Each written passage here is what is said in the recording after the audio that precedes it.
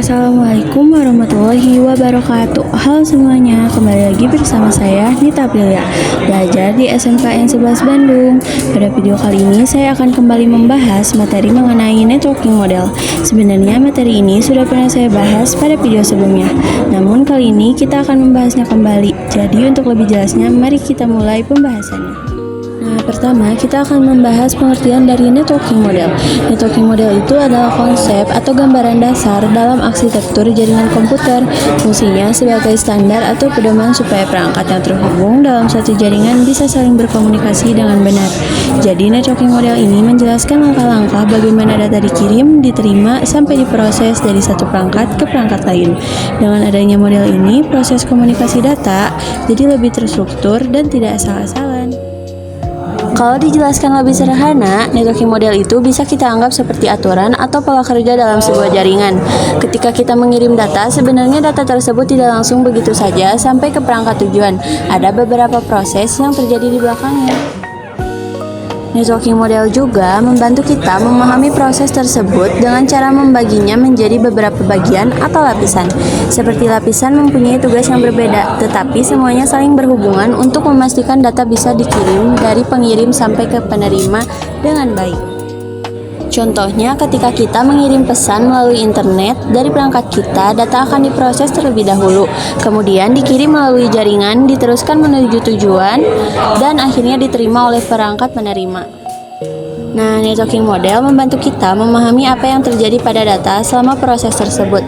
Jadi, networking model bukan berarti sebuah perangkat atau aplikasi, tetapi lebih seperti gambaran mengenai bagaimana sistem komunikasi jaringan bekerja dari awal sampai akhir.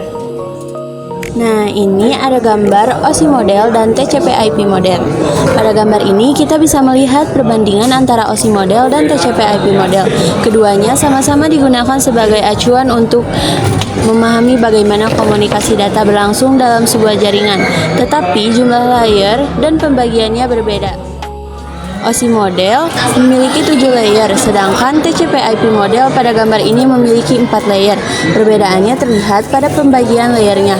Pada OSI, application, presentation, dan session merupakan 3 layer yang berdiri sendiri.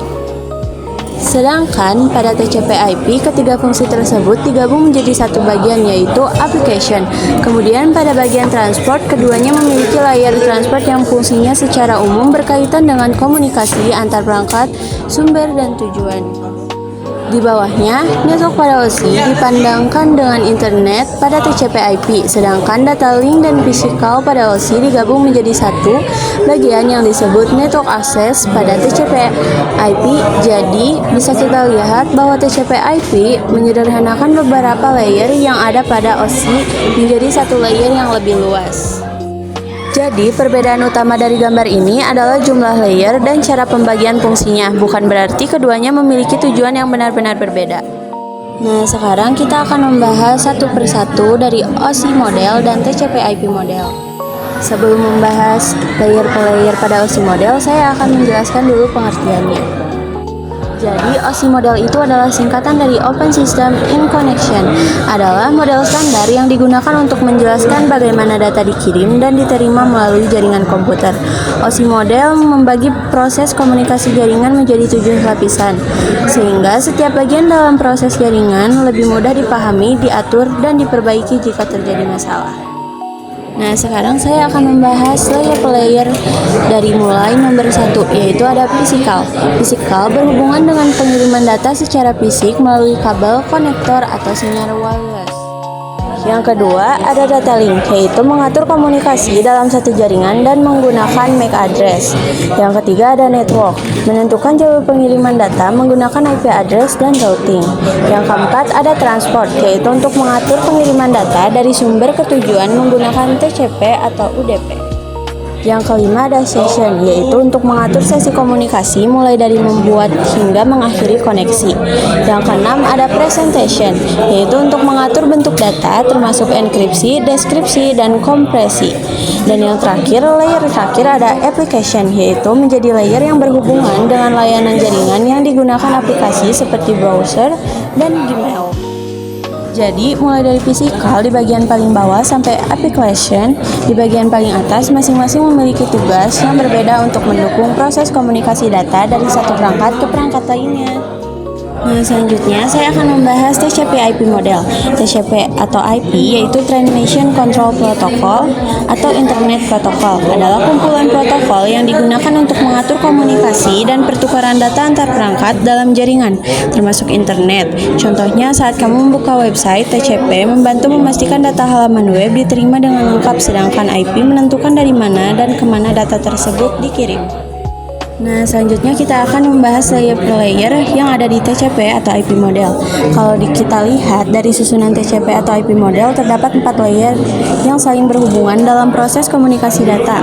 Yang pertama ada application layer. Layer ini menjadi tempat berbagai protokol yang digunakan oleh aplikasi untuk berkomunikasi melalui jaringan, seperti HTTP untuk website, DNS untuk menerjemahkan nama domain, dan SMTP untuk email. Kedua, transport layer. Layer ini mengatur bagaimana data dibagi dan dikirim antar perangkat. Di sini terdapat TCP atau UDP. TCP lebih mengutamakan data sampai lengkap dan berurutan, sedangkan UDP lebih sederhana dan cepat karena tidak melakukan pengecekan seperti TCP. Lalu selanjutnya ketiga ada internet layer. Layer ini berhubungan dengan IP address dan proses routing. Jadi layer ini membantu menentukan alamat tujuan dan jalur yang akan dilewati paket data agar bisa sampai ke jaringan yang dituju. Dan yang terakhir atau keempat ada network access layer. Layer ini berhubungan dengan proses pengiriman data melalui jaringan secara langsung, termasuk bagaimana data dikirim menggunakan media jaringan seperti kabel Ethernet atau koneksi wireless. Jadi, keempat layer tersebut bekerja secara berurutan dan saling mendukung. Data yang dikirim dari aplikasi akan melewati layer-layer tersebut sampai akhirnya dapat dikirim melalui jaringan menuju perangkat tujuan. Baik, mungkin itu saja pembahasan mengenai networking model dari saya, mulai dari pengenalan, perbandingan OSI model dan TCP atau IP model, hingga penjelasan mengenai setiap layer dan fungsinya. Semoga penjelasan yang saya sampaikan dapat membantu memahami bagaimana proses komunikasi data terjadi dalam sebuah jaringan. Terima kasih sudah menyimak video ini sampai selesai. Mohon maaf apabila masih terdapat kekurangan dalam penyampaian materinya. Sekian dari saya. Wassalamualaikum warahmatullahi wabarakatuh.